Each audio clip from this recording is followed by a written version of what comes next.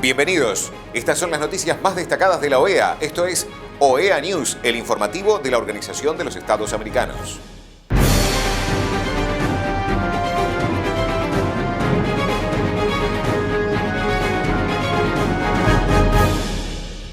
Es momento de compartir los títulos de las noticias más importantes que vamos a estar brindando a ustedes. Comunicado de la Secretaría General de la OEA sobre la nueva crisis política en Perú. Comunicado de la Secretaría General de la OEA sobre la situación de emergencia en Centroamérica. Organización Panamericana de la Salud, sesión informativa sobre la situación de COVID-19. Reunión, Secretario General de la OEA y directora de Casla Institute. SIM-OEA y ONU Mujeres lanzan documentos sobre violencia contra las mujeres en política en América Latina. La Secretaría General de la OEA reitera su profunda preocupación ante la nueva crisis política en Perú a 5 meses de la celebración de elecciones.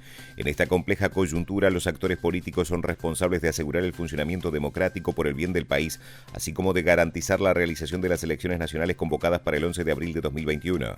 La celebración de estas elecciones constituye un paso esencial para asegurar una nueva etapa en la vida democrática e institucional del Perú. Al respecto, la Organización de los Estados Americanos ha asegurado la presencia de una misión de observación electoral. En este nuevo caso, la Secretaría General de la OEA reitera que compete al Tribunal Constitucional del Perú pronunciarse respecto a la legalidad y legitimidad de las decisiones institucionales adoptadas, así como sobre las diferencias que pudieran existir en la interpretación de la Constitución conforme a las acciones y planteos que realicen los actores políticos al mismo.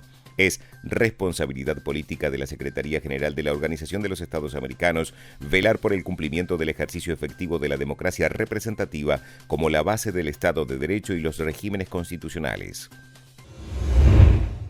La Secretaría General de la Organización de los Estados Americanos, en el marco de sus cometidos de paz y bienestar para los pueblos de las Américas y de sus pilares en democracia, derechos humanos, desarrollo integral y seguridad multidimensional, ha venido siguiendo y trabajando de cerca en el contexto de la catástrofe generada por la tormenta ETA en Centroamérica. En este sentido, la Secretaría General lamenta una vez más las abrumadoras pérdidas humanas y materiales en los países de Centroamérica. La Secretaría General ha activado para los países afectados que lo han solicitado el Fondo de Emergencia de la OEA para calamidades de esta naturaleza.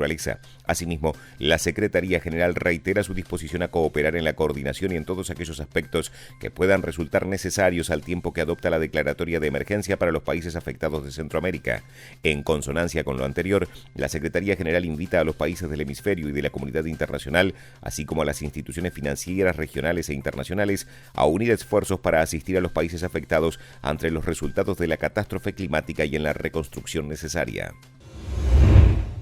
La Organización Panamericana de la Salud realizó una sesión informativa sobre la situación de COVID-19 en las Américas en la que participó el doctor Jarbas Barbosa. En primer lugar, los países deben contar con sistemas de vigilancia de enfermedad robustos que puedan detectar las alzas en casos de COVID-19 en todas partes, desde centros metropolitanos a zonas distantes. Los datos de la vigilancia son el manual de instrucción que los países deben utilizar para ajustar su respuesta sobre la base de la propagación del virus. Los sistemas de vigilancia epidémica efectivos permitieron a Chile recuperarse después de picos sin precedentes al comienzo de este año al ajustar las medidas de salud pública según la localidad. Gracias a sistemas de vigilancia laboratorial sólidos, los países del Caribe se han disciplinado sobre la imposición de restricciones y también el ajuste de las medidas de salud pública, y hay nuevas infecciones, pero mantienen también a flote el turismo. Algunas de las naciones más pequeñas del Caribe lo han hecho de manera excepcional y muy bien en el Caribe oriental. En segundo lugar, los países deben priorizar el rastreo de contactos para limitar la diseminación del virus. El rastreo debe ser parte de los planes de respuesta y así ajustar los patrones de acuerdo con los patrones de transmisión, de casos esporádicos a conglomerados hasta la transmisión comunitaria. Argentina, Costa Rica y Jamaica son algunos de los países que lo hacen bien. En tercer lugar, los países deben remitirse a los sistemas de salud primaria como la base de la respuesta a la COVID-19. Deben dar prioridad a la atención de salud primaria. Por ejemplo, Canadá y Brasil lograron adaptar las fuerzas o los trabajadores sanitarios a esta demanda creciente cuando los casos aumentaron y cuando las personas los necesitaban más a estos trabajadores.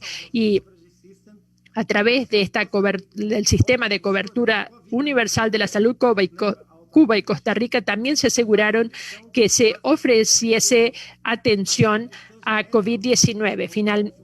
Para los pacientes con la COVID-19. Finalmente, los países deben prepararse para las situaciones de emergencia entre el personal sanitario. La mayoría de los países en la región formaron equipos médicos de emergencia para responder a las alzas, y también vimos que en Uruguay y Perú los equipos internos fueron desplegados a los focos del virus para atender a los pacientes y aliviar la carga en los hospitales y en los consultorios. En las Américas, más de 165 equipos médicos de emergencia fueron desplegados a nivel interno por los países, con lo cual los servicios de salud pudieron expandir casi 17.000 camas de hospital y 1.500 camas de atención intensiva, lo cual ha sido esencial para salvar vidas en zonas remotas. Estas prácticas óptimas nos ayudarán a mantener en control el virus, y también es importante como compromiso y para garantizar nuestra respuesta nacional a las tendencias cambiantes. Durante esta pandemia, la OPS ha estado trabajando para seguir reevaluando la orientación de salud pública sobre la base de las últimas pruebas y lecciones aprendidas. Con el aporte de la OPS, la OMS también ha expedido pautas actualizadas de manera que los países puedan implantar y ajustar como corresponde las medidas contra la COVID-19. Si bien las prácticas óptimas que mencioné hoy siguen sin cambiar, las nuevas pautas ofrecen una guía práctica para ayudar a los países a decidir las medidas que van a implantar y cómo pueden implantarlas en lo que hace al contagio, cuánto tiempo dejarlas vigentes y también las características de los sistemas de salud. Esperamos así que con estas nuevas pautas los países podrán adaptar sus respuestas a las necesidades individuales y a las cargas de casos. También hace mucho que esperamos una vacuna y mejores tratamientos contra la COVID-19. Los países deben esperar ver también una serie de brotes recurrentes, de manera que siempre tendrán que estar preparados para la acción. La clave siempre ha sido garantizar que las respuestas de salud pública se adapten al momento. Solo entonces podemos garantizar que unos pocos nuevos casos no se convertirán en brotes completos. Con esta nueva orientación y también la aplicación de las prácticas óptimas que esbozamos hoy, confiamos en que vamos a mantenernos a la delantera de esta respuesta al virus. El secretario general de la OEA, Luis Almagro, se reunió con la directora de Khasla Institute, Tamara Suju. Durante el encuentro conversaron sobre lo que será el informe anual de Khasla Institute de crímenes de lesa humanidad y la importancia de la determinación de la cadena de mando en dichos crímenes. El camino que las mujeres latinoamericanas han tenido que transitar para lograr representación en el ámbito político ha estado lleno de obstáculos, desde el derecho al voto femenino hasta la exigencia por las cuotas y la paridad en los espacios de toma de decisiones. Las mujeres políticas de América Latina han tenido que enfrentar muchas dificultades para poder ejercer plenamente sus derechos políticos y aún así siguen encontrando barreras y techos de cristal, a pesar de contar con marcos normativos muy avanzados que amparan sus derechos. La violencia hacia las mujeres se identifica como una expresión dramática, al mismo tiempo que es menos reconocida y estudiada. Apenas en el siglo XXI, la violencia contra las mujeres en la política aparece como una realidad que debe enfrentarse, medirse, documentarse y legislarse. Sin embargo, no se manifiesta como un problema nuevo. La violencia de género que han sufrido las mujeres desde siempre en los espacios de la vida pública y privada se traslada asimismo al ámbito político una vez que empiezan a acceder y a participar de esos espacios. Si bien, con el aumento de la representación de las mujeres en la política se han hecho más visibles los casos de violencia contra ellas, muy pocos países han tomado medidas concretas para prevenir estos actos violentos y sancionarlos. Son pocos en la región y en el mundo los que han desarrollado herramientas para el monitoreo y abordaje de esos casos, y solamente Bolivia cuenta con una ley específica sobre acoso y violencia política contra las mujeres. A pesar de ello, las mujeres exigen participar en igualdad de un proceso electoral, ejercer su mandato sin miedo y demandar justicia por sus compañeras, sus familias y por sí mismas. Con esta realidad resulta imprescindible que la violencia hacia las mujeres en política se aborde integralmente por parte de los estados, organizaciones y partidos políticos, adoptando medidas concretas para prevenirla, sancionarla y erradicarla. Al mismo tiempo, es necesario que se promueva un cambio de una cultura política tradicionalmente patriarcal y excluyente a una inclusiva y verdaderamente democrática. La entidad de las Naciones Unidas para la Igualdad de Género y el Empoderamiento de las Mujeres y la Comisión Interamericana de Mujeres de la Organización de los Estados Americanos ponen a disposición de los estados, de las organizaciones de mujeres, de los partidos y organizaciones políticas, entidades académicas y público en general, el estudio Violencia contra las Mujeres en Política en América Latina, mapeo legislativo y proyectos parlamentarios, que detalla las iniciativas legislativas y administrativas vigentes en América Latina para el abordaje de la violencia contra las mujeres en la vida política, así como las principales obstáculos que estas iniciativas han enfrentado en su tramitación.